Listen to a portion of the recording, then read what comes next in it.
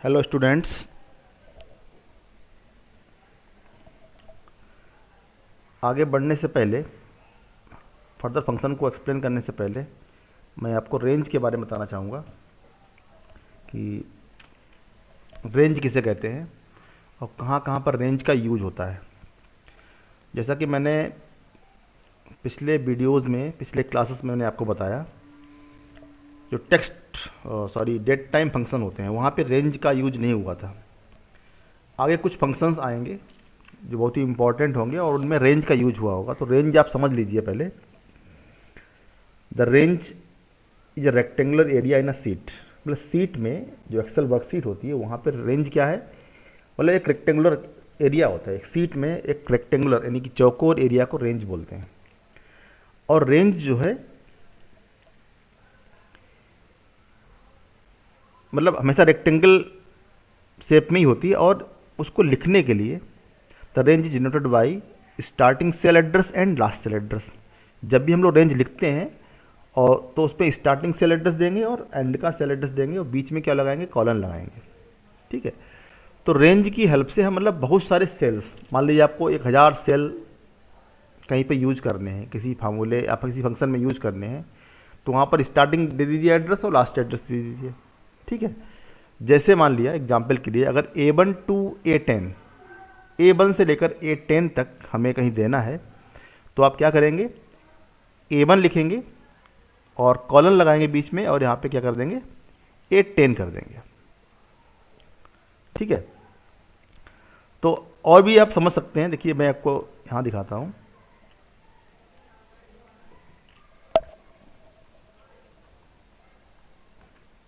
जैसे मान लीजिए ये रेंज, ये मैं येलो कलर किए दे रहा हूँ, इसको बोलेंगे A1 to A10, A1 colon A10। अगर हम इस रेंज की बात करें तो इसको बोलेंगे E3। E3 मतलब इस सेल का एड्रेस E3 है और यहाँ पे J3 कॉलन J3। ये जो रेंज है इतनी E1 टू J3 कहलाएंगे। अगर हम इस रेंज की बात करें तो इस रेंज को बोलेंगे, ये स्टार्टिंग सेल एड्रेस क्या है, D7 और लास्ट सेल एड्रेस क्या होगा हमारा, H12 होगा। स्टार्टिंग सेल एड्रेस A1, इसका A10, इसका E3 से E3 टू J3 और D7 टू H12। तो ये पूरी रेंज यहाँ पे प्रिंट हो जाएगी। ठीक है। अब यहाँ इस रेंज में लिखी हुई वैल्यू का कुछ करना है, यहाँ कुछ करना है, तो यहाँ कुछ करना है। तो हम रेंज जब हम पास करेंगे फंक्शन में तो हमें सारे सेल्स नहीं देने पड़ेंगे। ठीक है। अभी दोबारा से इस चीज़ को अगर हम समझें थोड़ा सा, अगर सपोज दैट यहाँ पर वैल्यू जो लिखी हुई हैं ऐसे,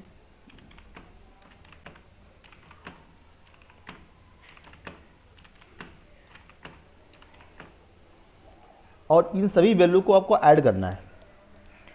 पहले तो अगर हम लगाते हैं फार्मूला तो आप क्या करेंगे, equal to A1 plus A2 plus A3 plus A4 A5 plus A6 plus A7 plus A8 A9 plus A10। मतलब अलग अलग आपको सेल एड्रेस देने पड़े। अब यही 10 तक है, अगर सपोज करिए 100 तक करना हो तो कितना टाइम लगेगा, 1000 तक करना है तो कितना टाइम लगेगा, 1 लाख तक करना है तो कितना टाइम लगेगा। इसी टाइम को बचाने के लिए, ये जो टाइम लगता है, बहुत सारी वैल्यूज़ को लिखने में टाइम लगता है, वही वैल्यूज़ को मुझे शॉर्ट में, मतलब आपको इतनी सारी वैल्यूज़ लिखनी ना पड़े, टाइप ना करनी पड़े, तो आप रेंज का हेल्प लेंगे वहाँ पे। तो रेंज की हेल्प से आप क्या करेंगे, देखिए अब यही काम यहाँ पे इतना टाइम लगा। अब यही हमें यहाँ पे सम कर दें, सम तो फंक्शन है, अभी मैं डिस्कस कर दूंगा इसके बारे में। A1 आपने कर दिया, A1 से लेकर A10 तक। अब देखेंगे सेम रिजल्ट आ गया। ठीक है। तो रेंज की हेल्प से कहीं जल्दी, आप समझ लीजिए 10 हो या 100 हो, 1000 हो, 1 लाख हो, लगभग बराबरी समय लगने वाला है। ठीक है। तो इस तरीके से रेंज रिलेटेड बहुत सारे फंक्शन होते हैं। बहुत से फंक्शन ऐसे होते हैं जहाँ पे रेंज की जरूरत पड़ती है, बहुत सारी वैल्यू जिसमें पास होती हैं आर्गूमेंट्स में, वहाँ पे हम लोग रेंज का यूज़ कर सकते हैं। हालांकि सम फंक्शन में आर्गूमेंट भी दे सकते हैं ऐसे इक्वल टू, मतलब रेंज के बजाय आप अलग अलग सेल एड्रेस दें equal to sum A1 A2 A3, फिर उतना ही आपको समय लगेगा। तो ये समय आपका ना लगे, इतना उतना टाइम ना कंज्यूम हो, उसके लिए आपको क्या करना है कि आप यहाँ पे रेंज पास करिए, जैसे कि मैंने अभी बताया, मतलब आपको लिखा था यहाँ पे ये। तो क्लियर है। तो रेंज ऐसे आपकी यहाँ पे वैल्यूज पड़ी हुई हैं और इनका हमें कुछ करना है, तो आप क्या देंगे D7 to DS12, ऐसे कोई भी रेंज, अगर हम पूरी रेंज की बात करें ये, तो इस रेंज का नाम क्या होगा A1 to J13, ये जो सेलेक्ट कर रखा मैंने, इस एरिया का नाम होगा। ठीक है। तो अब हम जो फंक्शन बताएंगे, कुछ डिस्कस करने जा रहे हैं, उसमें लगभग सारे फंक्शन में रेंज का यूज हो रहा है। तो उनमें से पहला फंक्शन हमारा है, और ये फंक्शन मैथमेटिकल वर्क परफॉर्म करते हैं, तो इसीलिए इसको मैथमेटिकल फंक्शन कैटेगरी में हमारा पुटअप किया है। तो mathematical functions are use to perform mathematical operations. Mathematical operations perform करने के लिए हम लोग मैथमेटिकल फंक्शन का यूज़ करेंगे, और फंक्शन में आप क्या करेंगे, पहला फंक्शन आपका सम है, तो सम फंक्शन जैसा कि this function returns the sum of values present in given range. Range में जो वैल्यू दी हुई हैं उन सबको ऐड करना है, तो आप दे देंगे इस तरीके से इक्वल टू सम और A1 to A7। ठीक है, रिजल्ट 70, मतलब ये जो एज रेंज मान के चलें कि A1 में ये है, 2 में ये है, 3 में ये है, 4 में ये है, 5 में ये, 6 में ये, 7 में। ठीक है, यहाँ पे ओके दे दिया है, मतलब तो वाला ये जो न्यूमेरिक वैल्यूज़ हैं उनको ऐड करता है, ओके को छोड़ देगा। ठीक है, अगर मैं यहाँ पे एक वैल्यू डाल दें ओके, या कुछ और डाल दें, यहाँ पे ट्रू डाल दें, ABCD लिख दें, ठीक है, तो आप देख रहे हैं यहाँ पे वैल्यू क्या आ रही है, A1 to A10 दिया, लेकिन यहाँ पर जो न्यूमेरिक वैल्यू मिली उनको उसने सम कर दिया। ठीक है, तो रेंज का यूज हो रहा है। दूसरा फंक्शन है सम इफ़। सम से क्या होता है कि सम ऑफ वैल्यू, उन वैल्यूज़ को सम कराते हैं जो रेंज में दी हुई हों। और दूसरा फंक्शन है आपका सम इफ़। सम इफ़ में भी रेंज यूज होती है, और यहाँ पे क्राइटेरिया, बहुत जगह यहाँ पे क्राइटेरिया वर्ड आपका यूज होगा, तो क्राइटेरिया के बारे में समझ लें। क्राइटेरिया मीन्स होता है कंडीशन। कंडीशन में वही less than, greater than, less than equal to, greater than equal to, not equal to आदि ऑपरेटर यहाँ पे यूज होते हैं। तो सम जो फंक्शन है, सम इफ़, सम जितनी वैल्यूज़ दी, जो रेंज दी, उन सारी वैल्यू को ऐड करता है।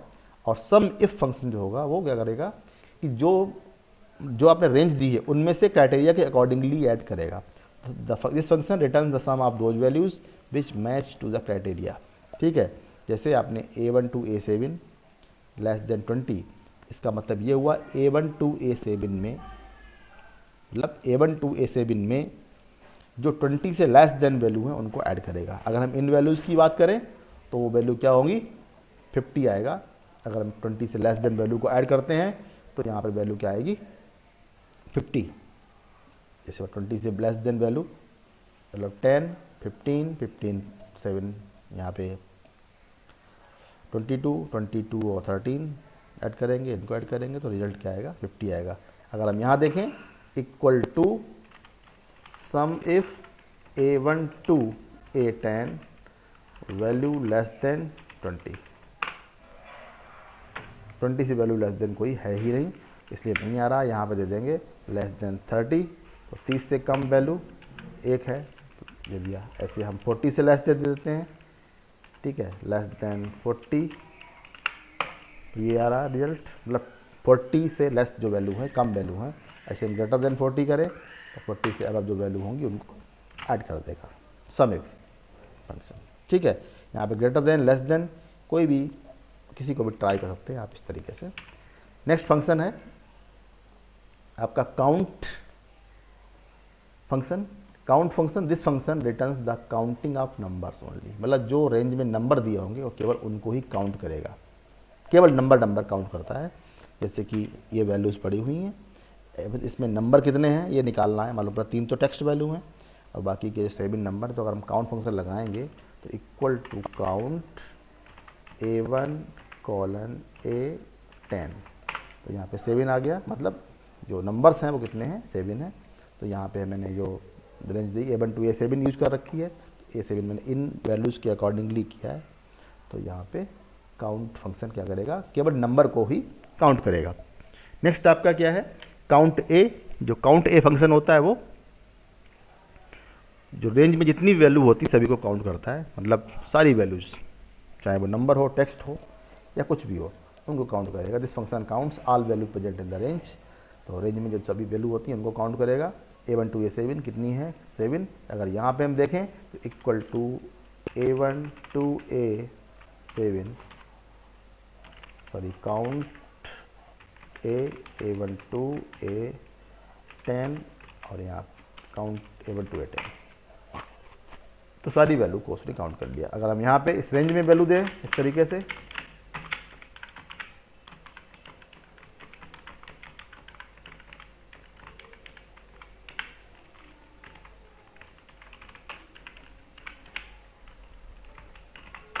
ठीक है, अगर हम यहाँ पे देते हैं इक्वल टू काउंट A और यहाँ पे दे दिया D7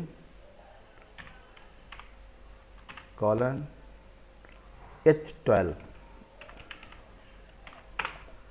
उसने क्या किया, यहाँ इस रेंज में कुल कितनी वैल्यू है? 19 वैल्यू है, 19 वैल्यू है, आप यहाँ भी देख सकते हैं। तो मतलब काउंट कर देगा, काउंट A सभी वैल्यू को काउंट करेगा, चाहे वो टेक्स्ट हो चाहे नंबर हो, केवल ब्लैंक्स को काउंट नहीं करता है। ठीक है, अगला फंक्शन आपका है काउंट इफ, मतलब काउंट फंक्शन, काउंट A तो होता है सारी वैल्यूज को काउंट करता है। अब काउंट इफ क्या करता है? उन्हीं वैल्यू को काउंट करता है सम इफ की तरीके से जो क्राइटेरिया से मैच करती हैं। This function counts only those values from the range which match to the criteria. Criteria से जो वैल्यू मैच करती हैं उन को ही काउंट करेगा। मतलब A1 to A7 में इक्वल टू काउंट इफ आपने दिया A1 to A7 less than 10, 10 से जो कम, जो लेस देन बिलो 10 वैल्यू हैं उनको काउंट करेगा। तो यहाँ पे 2 आंसर आ रहा कि यहाँ पे 2 ही होगा, मतलब एक ये हो गई वैल्यू, एक ये हो गई। अगर हम अपने अकॉर्डिंगली यहाँ इसमें दिखाएं सीट पे, तो यहाँ पे देखें equal to count if A1 to A10 और यहाँ पे दे दें लेस देन या ग्रेटर देन 50, 50 से ज़्यादा वैल्यू कितनी है वो लिखा। 3 वैल्यूज़ हैं, यू कैन सी दैट 78 ये है, 69 ये है, 54 आपकी ये होगी। तो काउंट इफ क्या करता है? उन्हीं वैल्यूज़ को काउंट करेगा जो, मतलब रेंज में उन्हीं वैल्यू काउंट करेगा जो आपके क्राइटेरिया में दिया जाएगा, यानी कंडीशन जो दी जाएगी उसके अकॉर्डिंगली काउंट करेगा। नेक्स्ट आपका मैक्स है। मैक्स फंक्शन क्या करता है? सिंपल है बहुत ही, सबसे बड़ी वैल्यू को, मतलब जो सबसे लार्ज वैल्यू होगी उसको आपका निकाल देगा। ठीक है, आपने दिया equal to max A1 to A10, सबसे लार्जर वैल्यू उसको दे रहा है यहाँ पे। ठीक है, कोई भी रेंज देंगे उस रेंज में सबसे जो लार्जेस्ट वैल्यू होगी, सबसे बड़ी वैल्यू होगी, उसको निकाल देगा। इक्वल टू ऐसे आपने मिन दिया तो A1 to A10, सबसे छोटी वैल्यू, स्मॉलेस्ट वैल्यू यहाँ से निकल आएगी। A1 से लेकर A10 तक में सबसे जो स्मॉलेस्ट वैल्यू है वो उसको निकाल देगा। एवरेज क्या करेगा? नेक्स्ट फंक्शन आपका एवरेज है। एवरेज क्या करता है? जो हमारी रेंज होगी उस रेंज में जो वैल्यूज़ होंगी उनका एवरेज निकालेगा। ठीक है, जैसे आपने दिया इक्वल टू ABERAG और A1 to A10, ये देख रहे हैं कि इन वैल्यूज़ में, मतलब नंबर्स का, मतलब ये नहीं टेक्स्ट वैल्यू, इनका सबका एवरेज निकाल देता है। ठीक है, तो ये फंक्शन, फाइनली मैं आपको एक चीज़ दिखाऊंगा। अगर हमें इन्हीं फंक्शन में से हमें केवल क्या करना है? टेक्स्ट को काउंट करना है। तो आप क्या करेंगे? इक्वल टू काउंट करेंगे, count A1 to A10 minus count A1 to A10। तो आप देख रहे हैं 3 वैल्यू आ गई। तो मतलब यहाँ पे इस तरीके से भी, मतलब मल्टीपल फंक्शन को एक ही फार्मूले में लगा सकते हैं। ये फार्मूला लगाया, उसमें 2 फंक्शन का यूज़ कर लिया, बीच में माइनस लगा दिया। कुल वैल्यू कितनी? 10, उसमें से नंबर कितने? 7, बचा कितना? 3। इस तरीके से निकाल देता है। ठीक है, तो यहाँ से आप नोट्स क्रिएट कर सकते हैं। ठीक है, फिलहाल इस वीडियो में इतना ही। Thank you.